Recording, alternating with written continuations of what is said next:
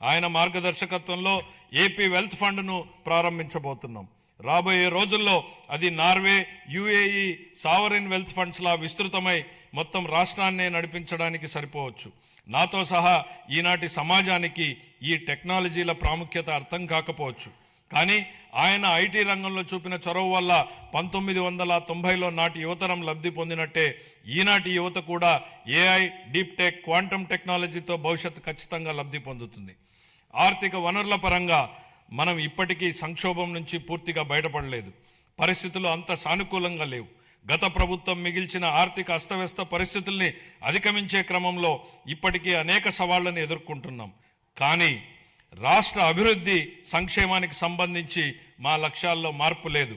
మా సంకల్పం చెక్కు చెదరలేదు. మా ప్రయాణాన్ని స్థిరంగా కొనసాగించేందుకు ప్రధాని నరేంద్ర మోడీ నుంచి అమూల్యమైన మద్దతు, సహకారం లభిస్తున్నాయి. ఆయనకు కృతజ్ఞతలు తెలియజేస్తున్నాం.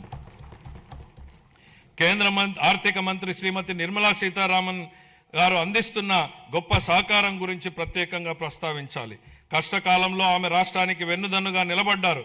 పోలవరం ప్రాజెక్టును మళ్లీ గాడిలో పెట్టడం, రాజధాని అమరావతి నిర్మాణాన్ని పునఃప్రారంభించడంలో పూర్తి సహకారం అందించారు.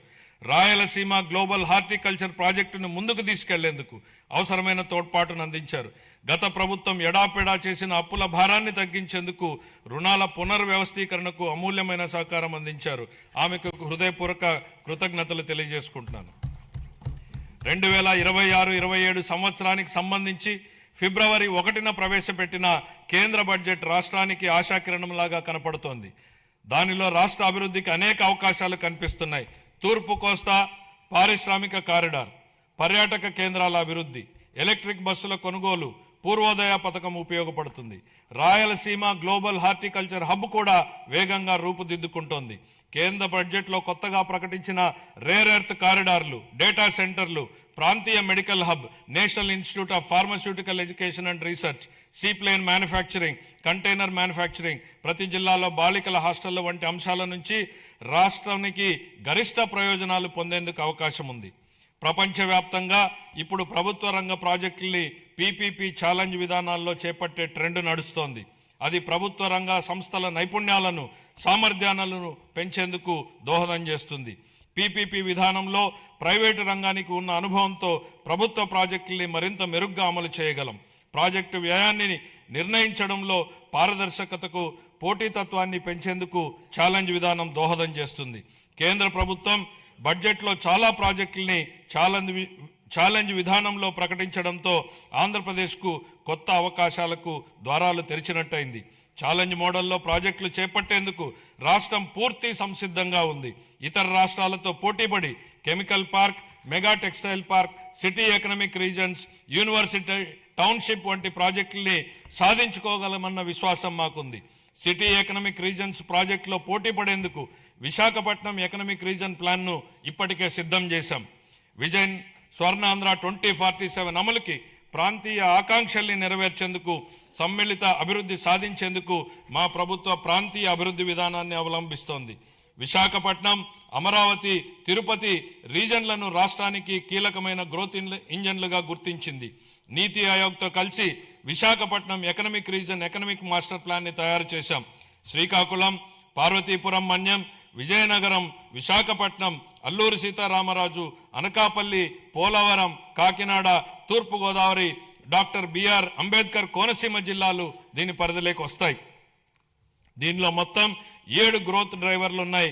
మ్యానుఫ్యాక్చరింగ్, సర్వీసెస్, మౌలిక వసతులు, పట్టణీకరణ, వ్యవసాయ రంగాల్లో 41 హై ఇంపాక్ట్ ప్రాజెక్టులు ఏర్పాటైతాయి. వాటికి అవసరమైన నిధుల్ని కేంద్ర ప్రభుత్వం, ప్రైవేటు రంగాల నుంచి సమకూర్చుకుంటాం. మెట్రో రైలు ప్రాజెక్టులతో సహా ఈ విశాఖ ఎకనామిక్ రీజన్కి సంబంధించి సుమారు 28,000 కోట్ల రూపాయలతో ప్రాజెక్టులు ప్రతిపాదనలు సమర్పిస్తున్నాం. విశాఖ ఎకనామిక్ రీజన్ తరహాలోనే ఎన్టీఆర్, కృష్ణా, ఏలూరు, గుంటూరు, పశ్చిమ గోదావరి, ప్రకాశం, పల్నాడు, బాపట్ల, మార్కాపురం జిల్లాలతో అమరావతి ఎకనామిక్ రీజన్ని అభివృద్ధి చేస్తాం. ఈ ప్రాంత సమగ్ర అభివృద్ధికి దోహదం చేసే వనరులు, గ్రోత్ ఇంజన్లు, బలాల్ని గుర్తించేందుకు శాస్త్రీయ పద్ధతుల్లో సామాజిక, ఆర్థిక అధ్యయనం నిర్వహిస్తాం. సూక్ష్మ సేదం ప్రాధాన్యతను గుర్తించి 1990లోనే ఆ కాన్సెప్ట్ని తీసుకొచ్చినటువంటి మొదటి ముఖ్యమంత్రి గౌరవ చంద్రబాబు నాయుడు గారు. ఇప్పుడు ఆయన రాయలసీమ రీజన్ను గ్లోబల్ హార్టికల్చర్ హబ్గా మార్చి అక్కడ రైతుల జీవితాల్లో సమూల మార్పులు తెచ్చేందుకు కంకణం కట్టుకున్నారు. రాయలసీమ ఇంటిగ్రేటెడ్ డెవలప్మెంట్ ప్లాన్ సిద్ధం చేయించారు. అందులో భాగంగా 2030 నాటికి ఉద్యాన పంటల విస్తీర్ణాన్ని 8.41 లక్షల హెక్టార్ల నుండి 14.41 లక్షల హెక్టార్లకు పెంచబోతున్నాం. సాగునీరు, సూక్ష్మ సేద్యం ప్రాజెక్టుల ద్వారా నీటి ఎద్దడి అన్నదే లేకుండా చేస్తాం. ప్రపంచ మార్కెట్లతో అనుసంధానానికి రోడ్స్ కనెక్టివిటీ పెంచుతాం.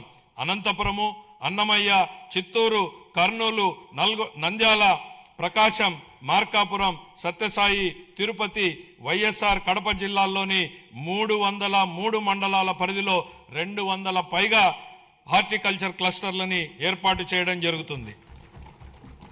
ఇందులో product perfection, forward and backward integration, మొత్తం వాల్యూ చైన్లో ప్రపంచవ్యాప్తంగా ఉన్న అత్యుత్తమ విధానాల్ని అమలు చేయడం వంటి ప్రణాళికలో భాగం. ఈ ప్రాజెక్టు వల్ల ఉత్పాదకత గణనీయంగా పెరుగుతుంది. ఉద్యాన ఉత్పత్తులకు మంచి ధర లభిస్తుంది. లక్షల మంది రైతులకు లబ్ధి చేకూరుతుంది. వ్యవసాయేతర రంగాల్లో ప్రత్యక్షంగా 9 లక్షల ఉద్యోగాలు లభిస్తాయి. రాయలసీమపై వెనుకబడిన ప్రాంతం అన్న ముద్ర తొలగిపోతుంది. రాయలసీమ పేరు చెప్తే మిగులు అన్న మాట తప్ప కొరత అన్న మాట వినపడదు. ఈ ప్రాజెక్టుకు సంబంధించి 30,000 కోట్ల రూపాయలతో ప్రతిపాదనల్ని సమర్పిస్తున్నాం. అప్పుల గురించి మాట్లాడుతున్న ప్రతిపక్ష మిత్రులకి ఒక విషయం గుర్తు చేయదలుచుకుంటున్నాను. మాకు 9.74 లక్షల కోట్ల రూపాయలని అప్పు మిగిల్చి వెళ్ళింది మీ ప్రభుత్వమే. మీరు చేసినటువంటి అప్పులు తీర్చడానికి మేము మళ్ళీ అప్పులు చేయాల్సినటువంటి పరిస్థితి తలెత్తింది. కానీ ఈరోజు మేము అప్పుగా తెస్తున్న ప్రతి రూపాయి ఉత్పాదకత వ్యయంలోకే వెళ్తోంది. అది రైతులు, మహిళలు, విద్యార్థులు, వృద్ధుల చేతుల్లోకి వెళ్తోంది. గత ప్రభుత్వ నిర్వాకాల వల్ల సకాలంలో జీతాలు కూడా ఇవ్వలేని దుస్థితి నుండి ఇప్పుడు మా ప్రభుత్వం సమర్థ పాలనా విధానాలతో ఆర్థిక సుస్థిరత దిశగా అడుగులు వేస్తోంది.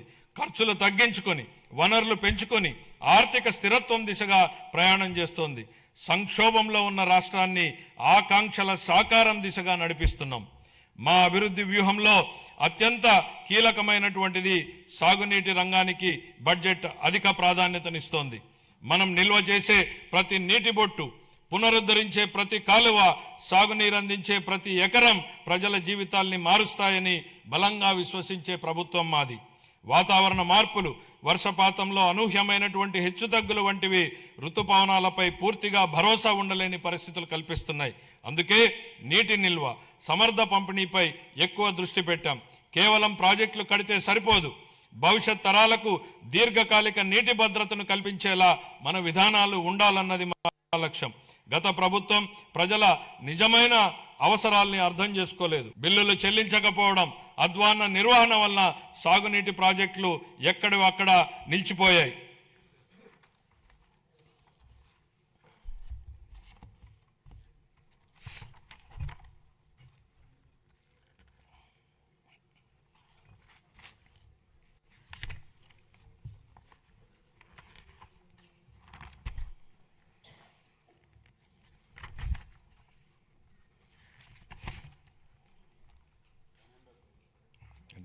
ప్రింట్ మారింది, కాపీ సడన్గా అందులో ఫిగర్స్ వచ్చింది.